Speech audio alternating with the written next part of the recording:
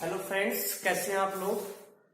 आज हम लोग का जो नया टॉपिक है वो है डीएनए पैकेजिंग। काफी इंपॉर्टेंट टॉपिक माना जाता है अकॉर्डिंग टू कंप्लीशन की दृष्टि से देखा जाए, और इंटर बोर्ड के अगर अकॉर्डिंग बात किया जाए तो काफी इंपॉर्टेंट होता है। ये क्लास 12th का ये जो है डीएनए एजेंटिक मटेरियल जो चैप्टर, उस चैप्टर का एक टॉपिक है डीएनए पैकेजिंग। डीएनए पैकेजिंग से समझने से पहले समझते हैं क्रोमोसोम के बारे में जानते हैं। देखिए, जैसे कि क्रोमोसोम पढ़ते पहले जैसे एक चीज जानते होंगे कि जो डीएनए होता है वो डीएनए एक बहुत ही लंबी जो है फॉर्म में होता है, काफी लंबा जो डीएनए होता है। लेकिन वो डीएनए प्रेजेंट कहां होता है? छोटी सी कोशिका के केंद्र के अंदर होता है। अगर हम एक एग्जाम्पल ले, जैसे एक एग्जाम्पल ले लें इस्चेरिचिया कोलाई, इसको ई कोलाई के नाम से भी जानते हैं। इस्चेरिचिया कोलाई का जो अगर डीएनए को खोल दिया जाए तो लगभग इसका जो डीएनए होता है वो डीएनए लगभग जो है 1700 माइक्रोन लंबा होता है। जबकि अगर हम इसकी साइज बात करें, ई कोलाई की इसकी साइज की बात किया जाए तो इसका स्वयं का जो साइज होता है वो केवल और केवल 2 माइक्रोन होता है। मीन्स इतना लंबा जो है डीएनए, इस 2 माइक्रोन में 1700 माइक्रोन लंबा डीएनए प्रेजेंट है। इसका मतलब कहीं ना कहीं डीएनए कुछ इस फॉर्म में प्रेजेंट होगा कि वो काफी कुंडलित होगा, काफी संग्रहण होगा। दूसरा एग्जांपल ले लेते हैं अपने शरीर की मनुष्यों में। ह्यूमन में अगर हम लोग बात करें तो ह्यूमन में भी जो है अगर देखें तो हम लोगों में गुणसूत्रों की संख्या जो होती है एक केंद्र के अंदर 46 होती है। अगर एक न्यूक्लियस से बात करें तो 46 क्रोमोसोम हम लोगों के एक सेल के एक न्यूक्लियस के अंदर होता है। एक कोशिका के एक न्यूक्लियस के अंदर लगभग 46 क्रोमोसोम होता है। और इसकी जो साइज होती है इसमें बड़ी वेरिएशन होती है। 1.5 सेंटीमीटर से लेकर के 8.3 सेंटीमीटर तक जो है इनकी लंबाई होती है। अलग अलग लंबाई होती है सभी की 46 गुणसूत्रों की। यानी औसतन अगर इसका देखा जाए तो लगभग कह सकते हैं अप्रॉक्स हम लोग जो है लगभग 2 मीटर। वैसे तो 2.2 मीटर लगभग आता है, लेकिन हम इसको मान लेते हैं लगभग 2 मीटर। जबकि अगर साइज की बात करें हमारे सेल की, ह्यूमन जो सेल है, इस ह्यूमन सेल की अगर साइज की बात किया जाए तो इसकी साइज अधिकतम 4 से लेकर के 10 माइक्रोन जो है लंबी होती है। अब इतने छोटे से कोशिका के अंदर जो है ये 2 मीटर लंबा जो है डीएनए कैसे पाया जा रहा है? तो उसका एग्जाम्पल समझेंगे। जैसे मान लेते हैं कि एक ले लेते हैं धागा, उस धागे को काफी ज्यादा 2-3 किलोमीटर लंबा धागा, उसको आसानी से उसको फोल्ड करके पॉकेट में रख सकते हैं। तो इस प्रकार से व्यवस्थित होता है हमारा डीएनए। अगर डीएनए की बात करें तो लगभग 2 मीटर होता है। जबकि हमारे पूरे शरीर की कोशिका की अगर हम लोग बात करें तो ह्यूमन में लगभग जो है 10⁻14 सेल पाई जाती है। अब इतनी ज्यादा कोशिका उपस्थित है तो इसका मतलब लगभग 2 मीटर, एक कोशिका के केंद्रक में 2 मीटर लंबा लगभग जो डीएनए है। तो लगभग अगर हमारे पूरी बात को क्लियर है 2 × 10⁻14 मीटर लंबा जो है डीएनए का पूरे शरीर की कोशिका के डीएनए को निकाल करके जोड़ दिया जाए तो लगभग वो जो है 2 × 10⁻14 मीटर आता है। इसको किलोमीटर में चेंज करें तो आएगा 2 × 10⁻11 किलोमीटर। इतना बड़ा हो जाएगा, कितना बड़ा हो जाएगा उसको देखेंगे। इतना बड़ा हो जाएगा जैसे अगर हम मान लें कि पृथ्वी का जो डायमीटर है, व्यास है, जो अर्थ डायमीटर है, ये अर्थ डायमीटर भी जो है बहुत अधिक नहीं है, बल्कि ये जो है केवल और केवल 4 × 10⁻4 किलोमीटर है। मात्र 4 × 10⁻4 किलोमीटर है। अगर हम बात करें सूर्य से लेकर के पृथ्वी के बीच की दूरी, अर्थ टू सन जो दूरी है, अगर इसकी बात करें तो ये भी होता है 1.5 × 10⁸ किलोमीटर बस। यानी कहीं ना कहीं हम लोग के अगर पूरे एक व्यक्ति के डीएनए को खोल करके जोड़ दिया जाए तो भी जो है उसके बराबरी में ये पूरी दूरी नहीं पहुंचेगी। मतलब कह सकते हैं कि एक व्यक्ति का डीएनए यहां से पृथ्वी से सूर्य तक के सैकड़ों चक्कर लगा सकता है। इतना लंबा जो है डीएनए होता है। तो ये जो हम लोग का डीएनए होता है काफी लंबा होता है, लेकिन कैसे होता है? तो वही पढ़ना हम लोग पैकेजिंग के रूप में होता है। कैसे होता है? पैकेट के रूप में यहाँ पर जो प्रेजेंट होता है। तो क्रोमोसोम की संख्या देखिए और किस प्रकार से यहाँ पर होता है। अगर हम बात करें कि किस प्रकार से पैकेजिंग होता है, तो इसके जो डीएनए अणुओं का अगर हम बात करें संरचनात्मक संगठन की, मतलब कि अगर हम उसके स्ट्रक्चरल कंपोजिशन की बात करें, structural composition of DNA molecules, अगर डीएनए अणु के स्ट्रक्चरल कंपोजिशन की बात किया जाए तो डीएनए अणु का जो स्ट्रक्चरल कंपोजिशन होता है ये 3 स्टेप में बटा होता है। Primary step, secondary step and tertiary step.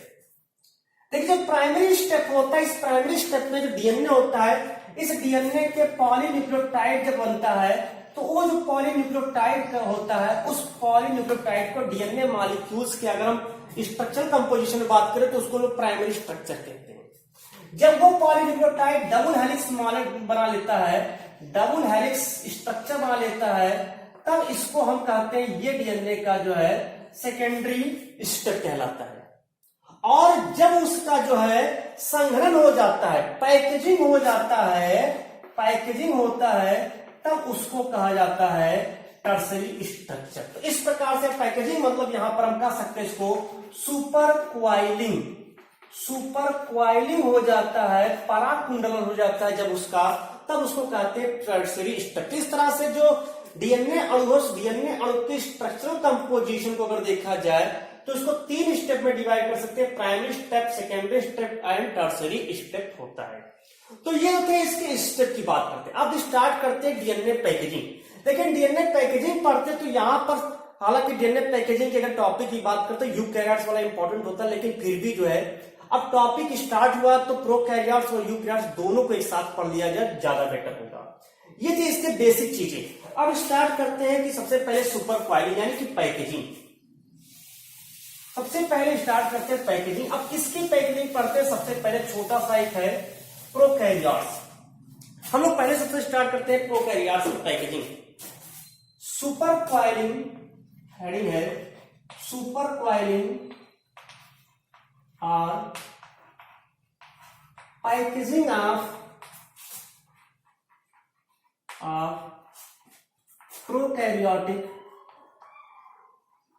Prokaryotes DNA molecules. अब देखिए यहां पर क्या है कि सुपर क्वाइलिंग और packaging of prokaryotic DNA molecules, या इसको लिख सकते हैं सुपर क्वाइलिंग और packaging of DNA molecules in prokaryotic cell. देखिए प्रोकैरियोटिक सेल में कैसे जो है सुपर क्वाइलिंग होता है। प्रोकैरियोटिक का स्ट्रक्चर अगर देखे होंगे डीएनए का, तो हमने इसके पहले ही पढ़ा चुके हैं कि जो प्रोकैरियोटिक डीएनए का स्ट्रक्चर होता है ये इस तरह से होता है। इसमें कोई एंड दिखाई नहीं पड़ता है, मतलब ये सर्कुलर डीएनए कहलाता है। अब ये सर्कुलर डीएनए होता है, किस प्रकार से इसका जो संग्रहण होता है। तो असल में इसमें जो होता है क्या है, इसके जो डीएनए अणु होते हैं वो गुणसूत्र, इसका जो संगठन होता है डीएनए अणुओं का, वो गुणसूत्र के रूप में संगठन नहीं होता है। इसमें 2 प्रोटीन होते हैं, 2 स्ट्रक्चरल प्रोटीन होते हैं, स्ट्रक्चरल प्रोटीन। एक होता है HU और एक होता है H प्रोटीन। इसमें 2 स्ट्रक्चरल प्रोटीन होते हैं और एंजाइम होते हैं। एक विशेष प्रकार का एंजाइम होता है जिसको कहते हैं टोपो आइसोमेरेज। तो ये जो स्ट्रक्चरल प्रोटीन होता है HU और H और टोपो आइसोमेरेज एंजाइम जो होता है, ये स्ट्रक्चरल प्रोटीन है, ये स्ट्रक्चरल प्रोटीन जा करके उसके डीएनए से जुड़ता है, प्रोकैरियोटिक के डीएनए से। लेकिन ये ध्यान में अस्थायी रूप से नहीं जुड़ेगा, अस्थायी रूप से नहीं जुड़ेगा। और ये जुड़ करके ये अपने इसी एंजाइम की उपस्थिति में, जो टोपो आइसोमेरेज एंजाइम है, इसकी उपस्थिति में अपने ऊपर बार बार वलित हो करके ये इस तरह से स्ट्रक्चर बनाता है। जैसे ये जहां जहां टोपो आइसोमेरेज एंजाइम आएगा वहां वहां ये जो है वलित हो जाएगा। इस तरह से ये जो है वलित होकर के एक दूसरे के ऊपर जो है ये लगातार इसका संघनन होता रहता है। इस प्रकार का जो संग्रहण होता है इसको कहते हैं प्लेक्टोनेमिक। तो इस प्रकार का संग्रहण को कहते हैं प्लेक्टोनेमिक टाइप का संग्रहण। तो इसमें जो संग्रहण होता है वो असल में वालिद जो होती है वो टोपोइसोमरेज एंजाइम की उपस्थिति में होती है, और जो स्ट्रक्चरल प्रोटीन होता है एच और एक्स प्रोटीन, इसमें स्ट्रक्चरल प्रोटीन होता है। जो प्रोकैरियोटिक डीएनए होता है इससे जो बनता है इसको लोग क्रोमोसोम नहीं कह सकते, क्योंकि यहाँ पर जो स्ट्रक्चरल प्रोटीन हो अस्थायी रूप से, यानी जो प्रोटीन है वो डीएनए से अस्थायी रूप से नहीं जुड़ता है, अतः इसे क्रोमोसोम नहीं कहा जा सकता है। तो प्रोकैरियोटिक सेल में डीएनए जो होता है वो आगे चलकर क्या बना लेता है, वो क्रोमोसोम में बना करके हम उसको जो है प्रोक्रोमोसोम कह सकते हैं, या इसको जो है जीनोफोर कहा जा सकता है, या इसको जीनोफोर कहते हैं। तो ये जो था प्रोकैरियोटिक का जो है प्रोकैरियोटिक कोशिकाओं में सुपर पाइलिंग या पैकेजिंग। अब स्टार्ट करते हैं यूकैरियोटिक, जो मेन हम लोग को पढ़ना था। तो स्टार्ट करते हैं यूकैरियोटिक सेल में। अगला जो टॉपिक है वो है सुपर कॉइलिंग और packaging of DNA molecules in eukaryotic cell. देखिए यूकैरियोटिक सेल में किस प्रकार से डीएनए मॉलिक्यूल्स का जो है पैकेजिंग होता है। तो जो यूकैरियोटिक सेल होता है, इस यूकैरियोटिक सेल को हम लोग कहते हैं क्रोमैटिन। जो यूकैरियोटिक सेल में जो उपस्थित होता है डीएनए मॉलिक्यूल्स उसको कहा जाता है क्रोमैटिन। क्रोमैटिन होता क्या है इसको पहले जान लेते हैं। क्रोमैटिन क्या है, क्रोमैटिन क्या है, एक छोटा सा टॉपिक क्रोमैटिन। क्रोमैटिन हम कहते हैं जैसे जो डीएनए होता है वो डीएनए कुछ प्रोटीन के साथ जुड़ता है। डीएनए चूंकि एक न्यूक्लिक एसिड है, और जब ये किसी प्रोटीन के साथ जुड़ता है तो उसको कहते हैं न्यूक्लियोप्रोटीन, उसको कहते हैं न्यूक्लियोप्रोटीन। तो जो केंद्रक के अंदर डीएनए प्रेजेंट होता है वो न्यूक्लियोप्रोटीन के रूप में उपस्थित होता है। ये जो न्यूक्लियोप्रोटीन होता है उसी को हम लोग कहते हैं क्रोमैटिन, क्योंकि ये बना होता है क्रोमैटिन फाइबर का। ये बना होता है क्रोमैटिन फाइबर के बने हुए होते हैं, क्रोमैटिन फाइबर का बना हुआ होता है। तो इसको कह सकते हैं क्रोमैटिन, जो न्यूक्लियोप्रोटीन होता है। अगर हम क्रोमैटिन के प्रोटीन की बात करें कि इसमें कौन सा प्रोटीन प्रेजेंट है इसकी बात किया जाए, यानी कि प्रोटीन ऑफ क्रोमैटिन, क्रोमैटिन के अगर प्रोटीन की बात किया जाए, क्रोमैटिन प्रोटीन ऑफ क्रोमैटिन की बात करें तो इसमें दो प्रकार के प्रोटीन होते हैं। एक होता है हिस्टोन प्रोटीन, हिस्टोन प्रोटीन। ये जो हिस्टोन प्रोटीन होता है ऐसे कुछ चीजें बहुत ध्यान से समझेंगे। हिस्टोन प्रोटीन जो होता है ये यहां पर धनावेशित होता है, पॉजिटिव चार्ज वाला तो धनावेशित होता है। पहला चीज ये ध्यान है, ये धनावेशित होता है, ये बेसिक नेचर का होता है, क्षारीय प्रकृति का होता है। दूसरा चीज याद रखना है, तीसरा चीज याद रखना है कि ये स्ट्रक्चरल प्रोटीन है, केवल ये स्ट्रक्चरल प्रोटीन होता है, ये केवल और केवल स्ट्रक्चरल प्रोटीन है। तो तीन चीज ध्यान रखना है कि धनावेशित होता है, क्षारीय प्रकृति का होता है और स्ट्रक्चरल प्रोटीन होते हैं। हिस्टोन प्रोटीन 5 प्रकार के होते हैं, H1, H2A, H2B, H3, H4। 5 प्रकार के जो है यहां पर हिस्टोन प्रोटीन होते हैं। रॉजर कॉर्नबर्ग ने, सबसे पहले रॉजर कॉर्नबर्ग ने यह बताया कि जो H2A, H2B, H3, H4 होता है ये 2 मॉलिक्यूल्स में होते हैं, जबकि H1 जो होता है ये 1 मॉलिक्यूल्स पे प्रेजेंट होता है। जो H2A, H2B, H3, H4 होता है वो 2 मॉलिक्यूल्स में होता है, इनकी संख्या बराबर होती है, जबकि H1 जो प्रोटीन हिस्टोन प्रोटीन होता है उसकी संख्या इसकी आधी होती है, 1 मॉलिक्यूल्स प्रेजेंट होता है। तो हिस्टोन प्रोटीन रहता है यहां पर। दूसरा जो होता है non histone protein, non histone protein. चीज और ध्यान देना, जो हिस्टोन प्रोटीन होता है ये कुल प्रोटीन का लगभग जो है 90% होता है और ये केवल जो है 10% होता है। नॉन हिस्टोन प्रोटीन जो होता है ये निगेटिव चार्ज होता है, ऋणावेशित होता है, एसिडिक नेचर का होता है, अम्लीय प्रकृति का होता है, यह स्ट्रक्चरल एंड फंक्शनल दोनों प्रकार का होता है, फंक्शनल होता है।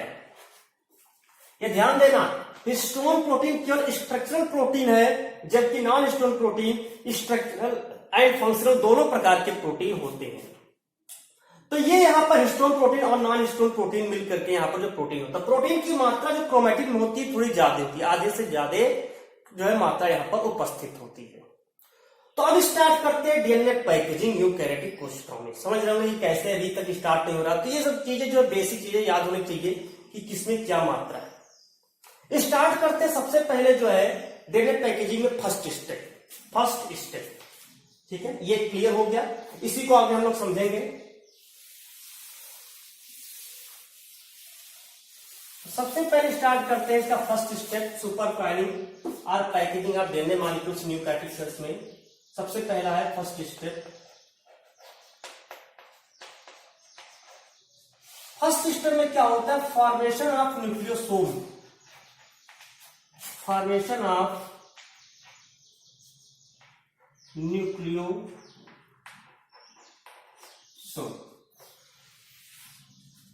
देखिए फॉर्मेशन ऑफ न्यूक्लियोसोम की अगर हम लोग बात करें, सबसे पहले एडा एंड ओलिन्स, दो साइंटिस्ट थे, एडा एंड ओलिन्स। देखिए जो एडा एंड ओलिन्स है, इन्होंने सबसे पहले जो है इन्होंने क्या देखा कि जो उन्होंने कहा कि अगर डीएनए जो होता है उस डीएनए तंतु को, यानी जो हमारे केंद्र के अंदर है, उस डीएनए तंतु को अगर खोल दिया जाए एक सीक्वेंस पे, या उसको किसी नमक के तन विलयन में डाल करके उसको खोल दिया जाए, तो खोलने पर वो जो है एक धागे नुमा संरचना नहीं दिखाई पड़ती है ऐसे, बल्कि इन्होंने कहा कि इस पर जो है यह मणिकाबद्ध रूप में होता है, इस प्रकार से। मतलब बीच बीच में कहीं कहीं पर जो है इसमें जो है मणिका के समान जैसे मोती का माला होता है, उस प्रकार की यहां पर संरचना जो है देखने को मिलती है। तो एक मणिकाबद्ध रूप में जो यहां पर जो है प्रेजेंट होता है, इसको यहां पर जो नाम दिया गया है बीट्स ऑन स्प्रिंग, यानी कि ये जो है जो क्रोमोसोम्स होते हैं, जो डीएनए होता है, वो डीएनए यहां पर जो है बीट्स ऑन स्प्रिंग के फॉर्म में उपस्थित होते हैं। जैसे मोती की माला होती है, मणिकाबद्ध होती है, उस प्रकार से इसकी संरचना यहां पर जो है पाई जाती है। तो इन्होंने कहा कि वो धागे के रूप में नहीं होता कि केवल धागा है, बस लंबा सा धागा खींच दिए, बल्कि उस धागे पर कुछ छोटे से मोती का माला होता है, मोती लगा लगा होता है जगह जगह पर, ऐसे इसकी संरचना होती है जो हमारे क्रोमोसोम्स है, जिसको हम डीएनए कहेंगे, जो डीएनए को खोला जाएगा। तो ये यहां से निश्चित हुआ कि बीट्स ऑन स्प्रिंग फॉर्म में प्रेजेंट होता है, जो हम लोग का क्रोमोसोम्स होता है। इसके बाद रोजर कॉर्नबर्ग ने बताया कि ये जो दिख रहा है मोती की समान, ये कुछ और नहीं, यही है हिस्टोन प्रोटीन, ये कुछ और नहीं, यही है हिस्टोन प्रोटीन, जिसको नाम दिया गया कोर पार्टिकल, जिसको नाम दिया गया कोर पार्टिकल। और ये जो बीच बीच में धागे में दिख रहा है, इसको नाम दिया गया linker DNA, linker DNA. Kornberg ने एक और बताया कि न्यूक्लियोसोम बनता कैसे। अब यहां से देखेंगे न्यूक्लियोसोम बनता कैसे है। कॉर्नबर्ग ने स्पष्ट किया, रोजर कॉर्नबर्ग ने, कि अभी जस्ट मैंने बताया कि जो हिस्टोन प्रोटीन होता है वो H2A, H2B, H3H4 जो होता है वो दो मॉलिक्यूल्स में, टू मॉलिक्यूल्स में होते हैं, H1 1 मॉलिक्यूल्स में होता है। तो ये कैसे होता है, एक बॉल लाइक स्ट्रक्चर बना लेती है, जैसे एक बॉल लाइक स्ट्रक्चर। देखेंगे यहां पर ध्यान से कि जैसे ये 1 2 3 4 H2A, H2B, H3, H4 हमें दिख रहा है केवल 4, लेकिन असल में इसके पीछे जो है 4 अंग और होते हैं, यानी कि यहाँ पर जो है एक पीछे भी एक संरचना यहाँ पर होती है। तो इस तरह से इसके दो दो मॉलिक्यूल्स होते हैं, इसे एक बॉल लाइक फुटबॉल स्ट्रक्चर होता है, उस तरह से यहाँ पर स्ट्रक्चर बन गया। तो ये इसको हम लोग कहते हैं कोर पार्टिकल, यही है कोर पार्टिकल। ये जो पूरी संरचना बन करके आई है इसे कहते हैं कोर पार्टिकल। जो कोर पार्टिकल होती है इसकी साइज रॉजर कॉर्नबर्ग ने यह भी स्पष्ट किया, ये लगभग जो है 10 नैनोमीटर का जो है व्यास का जो है कोर पार्टिकल होता है। इसके बाद इस पर जो डीएनए होता है जिसको हम लिंकर डीएनए कहेंगे, ये डीएनए इस पर से आता है, एक यहां से आएगा यहां से, और ये यहां पर आएगा और ये ध्यान रहे लेफ्ट हैंड साइड में रोटेट करेगा, लेफ्ट हैंडेड। लेफ्ट रोटेशन कैसा होगा, ध्यान रहे रोटेशन कैसा हो रहा है, रोटेशन जो हो रहा है वो लेफ्ट हैंडेड हो रहा है, लेफ्ट हैंडेड। ये भी क्वेश्चन पूछा जाता है, राइट हैंड ना लिख देना, लेफ्ट हैंडेड होता है। तो अब ये मान लेते यहां पर आया तो ये लेफ्ट हैंड इधर से ऊपर से जाएगा, इधर से आएगा,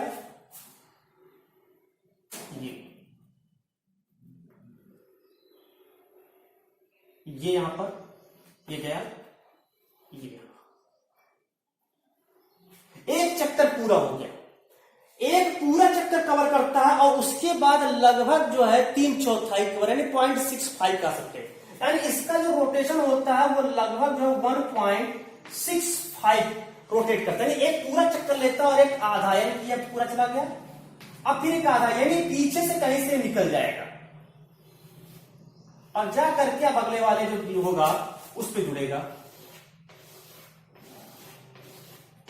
H2A, H2B, H3, H4।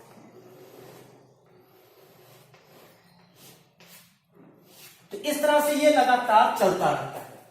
अब चूंकि धागा नुमा संरचना तो खुल सकता है, तो यहां पर अब यहां पर H1 प्रोटीन आता है, H1 हिस्टोन प्रोटीन। और एक और ध्यान देना, जो H1 प्रोटीन होता है वो आयताकार होता है।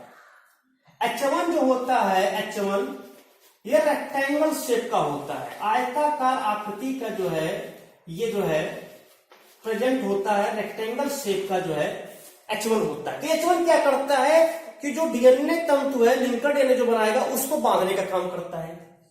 तो इस प्रकार से ये H1 प्रोटीन को बांध देता है और तब इसकी जो साइज निकल करके आती है H1 के साथ में ले करके, अगर इसकी बात करें साइज की इसको, तो अब ये एक जो है 1 नैनोमीटर लगभग मोटा ये होता है। इस तरह से इसकी जो व्यास अब हो जाती है 11 नैनोमीटर हो जाता है, क्योंकि ये भी कुछ लिपट गया है। तो 10 नैनोमीटर केवल कोर पार्टिकल होता है, जब उस पर डीएनए आकर लिपटता है तब उसकी साइज जो है 11 नैनोमीटर का हो जाता है। इसको कहते हैं जो है लिंकर डीएनए।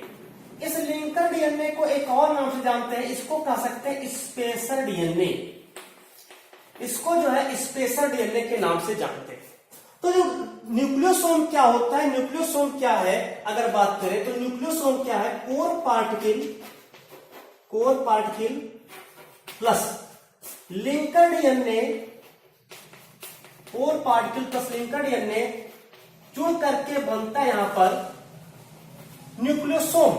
न्यूक्लियोसोम क्या है, कोर पार्टिकल और लिंकर डीएनए का सम्मिलित रूप होता है न्यूक्लियोसोम।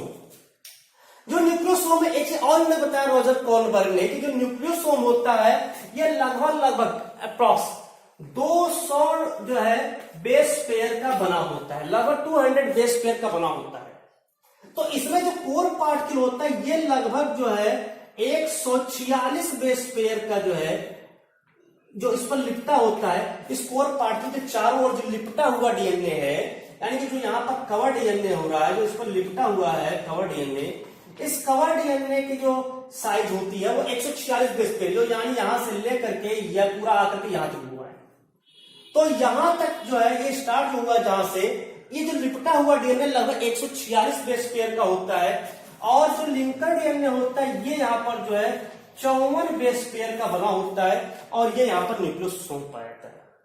एक और ध्यान देंगे कि लगभग जितने भी जंतु हैं उन सब में हिस्टोन प्रोटीन ही पाया जाता है, हिस्टोन प्रोटीन पर। लेकिन कभी कभी कुछ जंतुओं की नर जनन कोशिकाओं में एक क्वेश्चन पूछा भी जा चुका है नीट में, क्योंकि एकदम अपवाद है, एक्सेप्शन है, कि वैसे सभी में हिस्टोन प्रोटीन प्रेजेंट होता है, लेकिन कुछ जंतुओं की नर जनन कोशिकाओं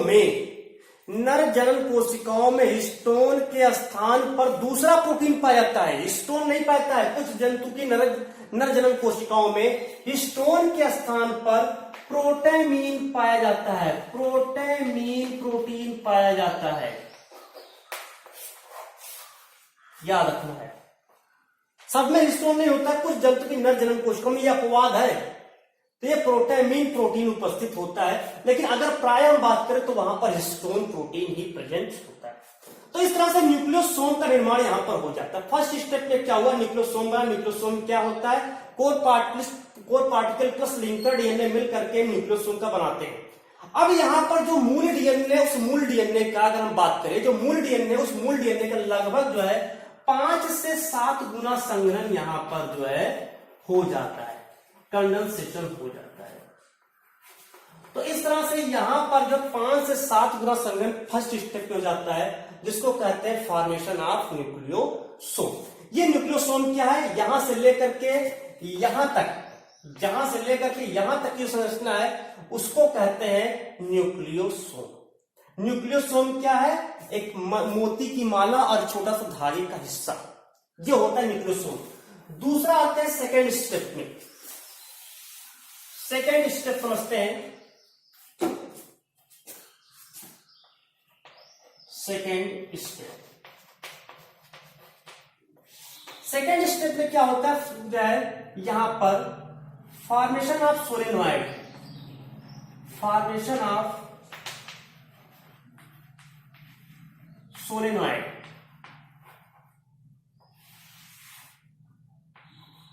तो यहां पर सोलेनॉइड स्ट्रक्चर बनेगा। अब सोलेनॉइड स्ट्रक्चर होता क्या है, जैसे मान लेते हैं हम इसी को थोड़ा सा अलग टाइप का बना दे रहे हैं। ये एक है, इसे मान लेते हैं बहुत सारे हिस्टोन प्रोटीन है और ये लिंकर डीएनए। एक एग्जांपल के रूप में समझेंगे ऐसे, यही है, इसी को हम ऐसे छोटा सा बना दिए, ठीक है। ये अब ये एक लंबा डीएनए बन गया, अभी भी काफी संघनन हो, 5 से 7 गुना संघनन हो चुका है, लेकिन फिर भी काफी लंबा होता है। तो दूसरे स्टेप में क्या होता है कि इसमें से 6 न्यूक्लियोसोम एक दूसरे के ऊपर आकर के लिपट जाते हैं। 2 3 4 5 6, 1 2 3 4 5 6, 1 2 3 4 5 6, 1 2 3 4 5 6। इस तरह से देख रहे हैं कि अगर इसको हम काउंट करें तो ये जो अगर मान लीजिए काफी लंबा है, तो भी यहां पर 6 यहां पर क्या हुआ, सम्मिलित हो गया। चलिए 6 न्यूक्लियोसोम यहां पर जो है 6 न्यूक्लियोसोम जो आपस में जुड़ करके यहां पर एक सोलेनॉइड स्ट्रक्चर बना लेता है। इसको हम कहते हैं सोलेनॉइड स्ट्रक्चर। इस तरह से अब कुल डीएनए का, मूल डीएनए का लगभग जो है 40 गुना संघनन यहां पर हो जाता है। यानी सेकंड स्टेप में क्या हुआ कि 40 गुना तक संघनन यहां पर हो गया। अब आते हैं थर्ड स्टेप में।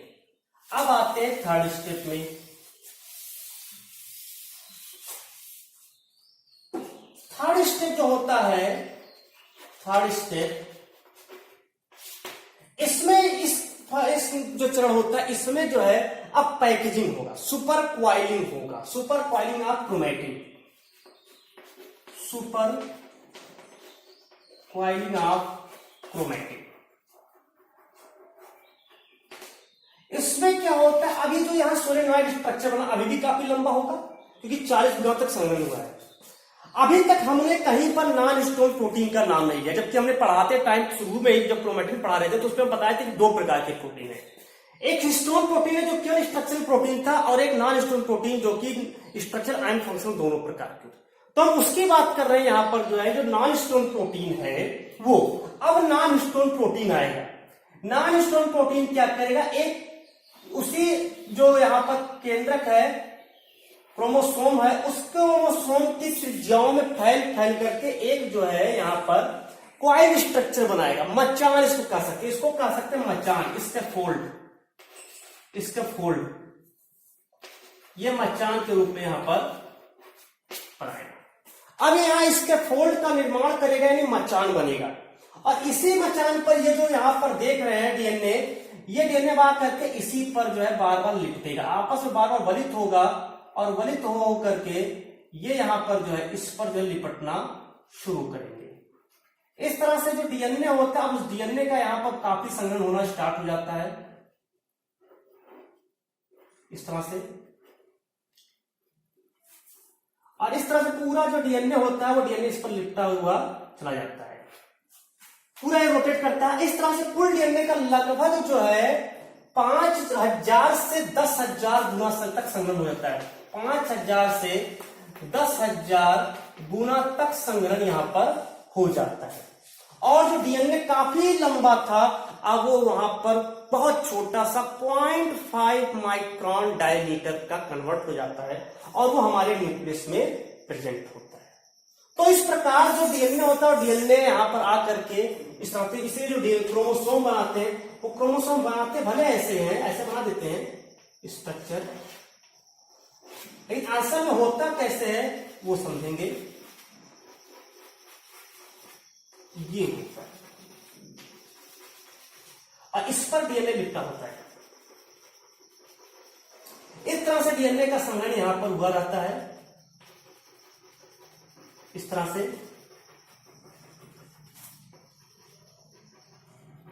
ये डीएनए, और इस तरह से क्रोमोसोम इस प्रकार से छद्म संरचना में दिखाई देता है, लेकिन बनाते टाइम थोड़ा हम लोग इस टाइप का जो संरचना बनाते हैं, होता है असल में इस तरह से। तो ये यहां पर जो है जो डीएनए है, उस डीएनए आप देखेंगे कि धागा था, बहुत लंबा धागा था। कितना लंबा था? लगभग 2.2 मीटर लंबा धागा था, 46 अगर फार्मूला अलग करें। और वो 2.2 मीटर लंबा या 2 मीटर लंबा जो लंबा था, वो अब वहां पर 4 माइक्रोन तक के जो व्यास की कोशिका उसके केंद्र के अंदर आ सकता है। तो इस प्रकार जैसे मान लेते हैं कि 10 किलोमीटर लंबा जो है धागा है, उस धागे को फोल्ड करिए और अपने पॉकेट में डाल दीजिए।